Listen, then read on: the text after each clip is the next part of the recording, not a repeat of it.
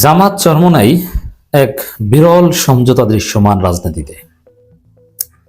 কিছুটা নাটকীয়তাও বটে, তবে এই নাটকীয়তা পর্দার অন্তরালে নাটকীয়তা। এই ঘটনা, এই সমীকরণ জনগণকে বুঝতে দেওয়া হচ্ছে না, জনগণকে অনেকটা অন্ধকারে রাখা হচ্ছে। এই সমীকরণ বা এই ঘটনার হাকিকত বের করতে পারা এটা একটা মারেফাতি বিষয়ের মতো।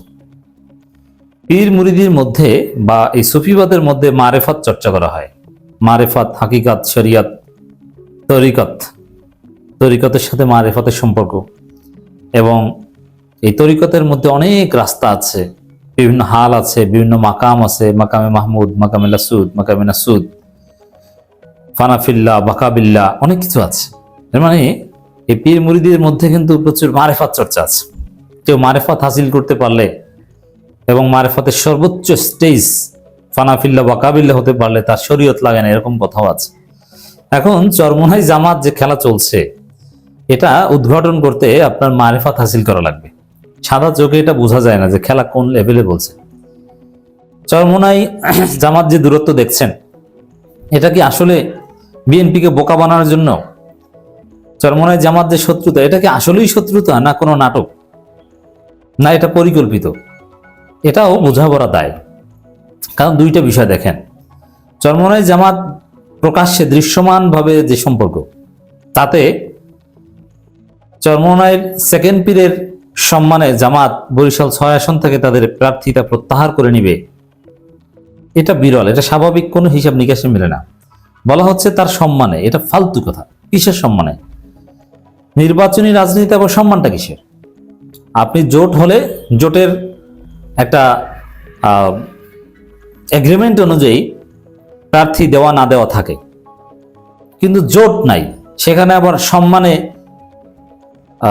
আমরা প্রার্থী দেব না, এটা রাজনীতির ব্যাকরণ অনুযায়ী বললে ফাজলামি ছাড়া আর কিছু না। এটা কোনো রাজনীতিই না। সম্মানে খালেদা জিয়ার আসনে আপনি খালেদা জিয়ার চেয়ে বেশি সম্মান করেন? খালেদা জিয়ার আসনে জামাত প্রার্থী দেয়নি? অতীতে জামাতের এর চাইতেও ঘনিষ্ঠ লোকের বিরুদ্ধে প্রার্থী দেয়নি?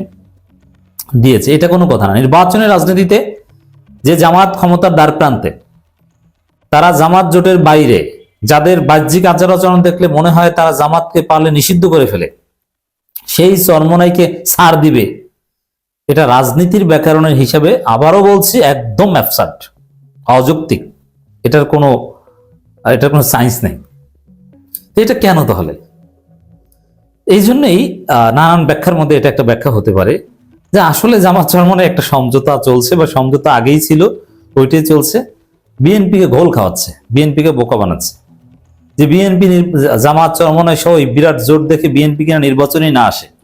কারণ ছাত্র সংসদ নির্বাচন গুলোতে তো ওরা মাঝপথে পালানোর চেষ্টা করছে, বানচাল করার চেষ্টা করছে। আর জামাত চরমোনাই এক দেখলে কিনা ভয়ে বলবে যে খেলবো না। এখন জামাত চরমোনাই শত্রুতা দেখে একটু সাহস বাড়তে পারে। তো এরা আসুক নির্বাচনে, তারপরে ভোটে বা ভোটের কয়েকদিন আগে সিস্টেমে খেলা দেখিয়ে দিব, এটাও হতে পারে, বলা যায় না। নইলে এইভাবে যে এই ছাড় দেওয়ার খেলা চলছে, নাটকীয়তা চলছে, মানে এটা পরস্পর প্রতিদ্বন্দ্বী, পরস্পর বিরোধী দুইটা দলের ক্ষেত্রে হতে পারে না, দুইটা জোটের ক্ষেত্রে হতে পারে না।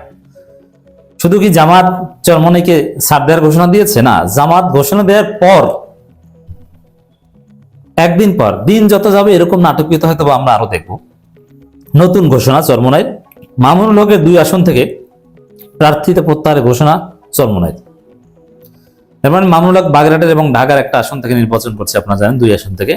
সেখানে 2 আসনে তারা প্রার্থী দিবে না। এর মানে চরমোনাইর প্রার্থী সম্ভবত ছিল 268, এখন 266 হয়ে যাবে।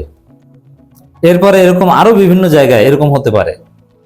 দেখেন, একটা বিষয় হচ্ছে যে একদম শেষ মুহূর্তে 20 তারিখ পর্যন্ত তো এরকম কিছু খেলা চলতে পারে, লোকাল জেলা পর্যায়ে সমঝোতা, নানান কিছু হতে পারে, সম্ভব না, হওয়া উচিত আমি মনে করি। এখন হোক বা না হোক, পর্দার অন্তরের খেলা চলুক বা না করুক, আমি বলছি বগুড়া সহ যেসব জায়গায় চরমোনাই এবং জামাতের মধ্যে চমৎকার সম্পর্ক, আপনারা পারলে আসন ভিত্তিক বা জেলা ভিত্তিক সমঝোতা করে ফেলেন, লাভ হবে। যেমন বগুড়ায় নূর মোহাম্মদ আবু তাহেরের সাথে চরমোনাইয়ের অত্যন্ত মধুর সম্পর্ক অনেক আগে থেকে।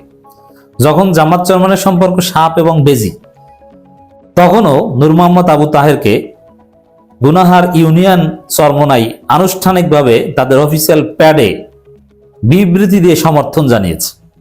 তখনকার সময় এটা ছিল অসম্ভব ঘটনা, সেটা কিন্তু করেছে। অতএব এখন আসন ভিত্তিক সমঝোতা বা বিভিন্ন কিছু হতে পারে, যে বিভিন্ন আসনে ঠিক আছে 20 তারিখের পরও হতে পারে যে আমি প্রার্থীটা কাগজে কলমে ব্যালট ছাপানো হোক বা যা হোক, বলে দিবে যে আমরা জামাতকে সমর্থন দিলাম বা আমরা ওই জায়গায় চরমোনাইকে সমর্থন দিলাম। জামাতের লোকজন ভাই আমার প্রার্থী থাকলো, আপনারা অমুককে ভোট দিবেন, আমার থাকলো, এভাবেও হতে পারে।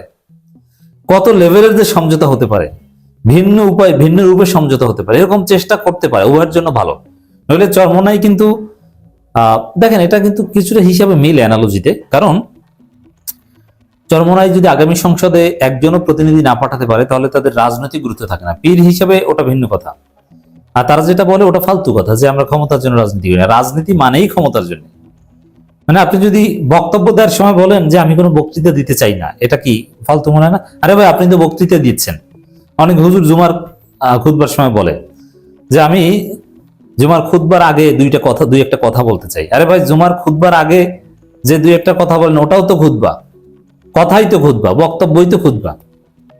আপনি বক্তব্য দিয়ে বলছেন যে কথা বলবো না, আপনি গালি দিচ্ছেন বলছেন যে গালি দিব না, আমি গালি দিতে চাই না, এই কথা বলে গালি একটা দিয়ে দিলেন। এইসব কথা যে এরকম উদ্ভট, ক্ষমতার জন্য রাজনীতি করি না এই কথা এরকম উদ্ভট।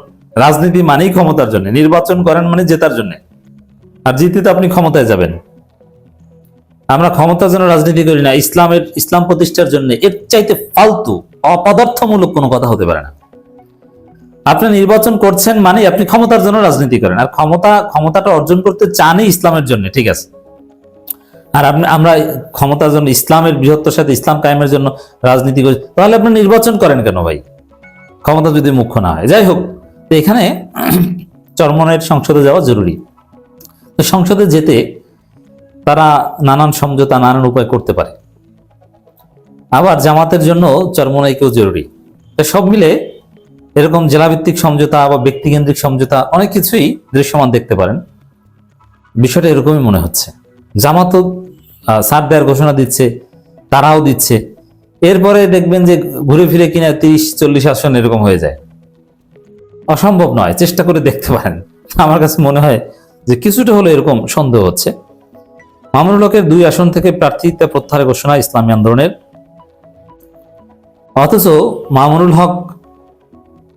হক বা জামাত জোটের বিরুদ্ধে যে অভিযোগ করেছে চরমোনাই, তাতে তাদের সমর্থন দেওয়ার কোনো যুক্তি নেই।